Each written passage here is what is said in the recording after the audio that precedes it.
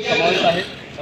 नानीच्या जे संस्थांच्या मुख्य धुरा या ठिकाणी संप्रदायाने आपल्या व्यस्त वेळापत्रकात कोल्हापूरच्या सर्व भाविकांचा सत्कार करण्यासाठी इथे आलेले आहे। काय आपल्या म्हणून जगद्गुरू रामानंदाचार्य नरेंद्राचार्यजी महाराज संस्थान श्रीक्षेत्र नाणीधाम हे महाराष्ट्र राज्याचे जगद्गुरू रामानंदाचार्याचे दक्षिणपीठ आहे आणि या दक्षिणपीठाची उपपीठ पण आहेत जे संपूर्ण महाराष्ट्र आणि इतर राज्यांमध्ये पण पसरलेले आहेत।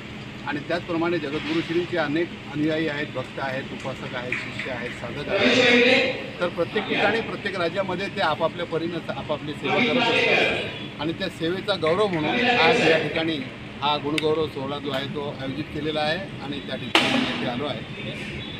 खरं सांगायचं म्हणजे तर आमच्या संस्थानाच्या माध्यमातून आतापर्यंत 100 मरणोत्तर देहदान संपन्न झालेले आहेत। म्हणजे जगद्गुरुश्री नरेंद्राचार्यजी सांगतात की जिवंत असताना आपण सत्कर्म करतोच, पण मेल्यानंतरही आपल्याकडून सत्कर्म होऊ शकतात। त्या अनुषंगाने आपल्या मृत्यूनंतर आपला देह जो आहे तो मेडिकल कॉलेजला दान केला तर त्यावर अनेक डॉक्टर्स प्रशिक्षित होतात आणि ते हजारो लाखांचे जीव वाचवतात।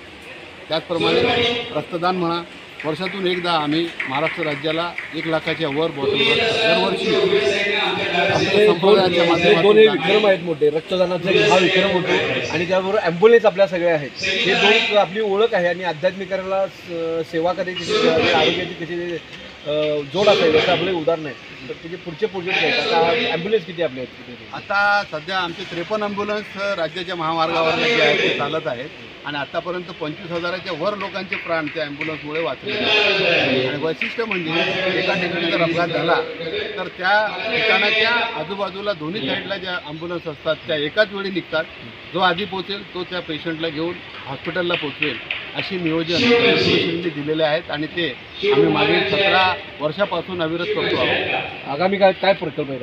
आता आमचं रक्तदान म्हणा, देहदान म्हणा, वेद पाठशाळा म्हणा, इंग्रजी माध्यमची CBSE बोर्डाची आमची विनामूल्य शाळा जी आहे ती नर्सरीपासून ज्युनियर कॉलेजपर्यंत मोफत आहे श्रीक्षेत्र नाणीधाममध्ये। आणि आता पुढे आम्ही सिनियर कॉलेजसुद्धा सुरू करतो आहे, त्याच्या बिल्डिंगचं काम सुरू झालेलं आहे। त्याचबरोबर आता अवयवदान या जानेवारीपासून आम्ही सुरू केलं आहे। तर अवयवदानाअंतर्गत 16 लोकांनी आपले अवयवदान केलेत। म्हणजे जे लोक आपलं देहदान करू शकत नाही काही कारणास्तव, काही आजार असतील त्याच्यामुळे देहदान होत नाही, म्हणजे कॅन्सर, शुगर वगैरे असलं तर मेडिकल कॉलेज बॉडी घेत नाही। तर अशा परिस्थितीमध्ये डोळ्याचं दान, त्वचा दान असे अवयवदानसुद्धा आमच्या संप्रदायाच्या माध्यमातून सुरू झालेले आहे आणि मला सांगताना गर्व होतो की आतापर्यंत 16 अवयवदानसुद्धा आम्ही संपन्न केलेले आहे। कोल्हापूर ही करवीर काशी आहे आणि इथं आध्यात्मिक फार मोठं वलय आहे। त्यामुळे सर्व जे आध्यात्मिक सगळं आहे, इस्कॉन असेल, आर्ट ऑफ लिव्हिंग असेल, नंतर चिन्मय मशीन असेल, रामकृष्ण सर्वांचे मोठे मोठे सेंटर कोल्हापुरात आहेत।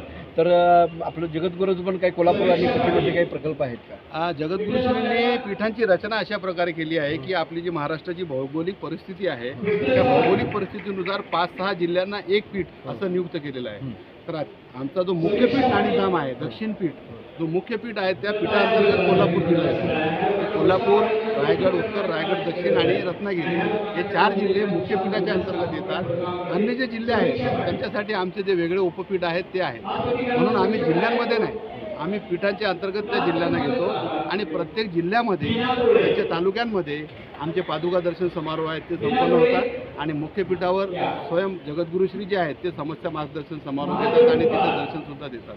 अशी रचना आपल्या बेस्ट वेळापत्रकातून या ठिकाणी हे आपला संपर्क झालेला आहे ठाकूर सरांचा आणि कोल्हापूरचं आध्यात्मिक कार्याला एक सेवा करण्याची जोड ही शिक्षण, मूल्य शिक्षण असेल आणि वैद्यकीय दिलेली आहे। हे काम अधिकाधिक व्यापक होत जावं यासाठी सर्वांतर्फे शुभेच्छा। धन्यवाद।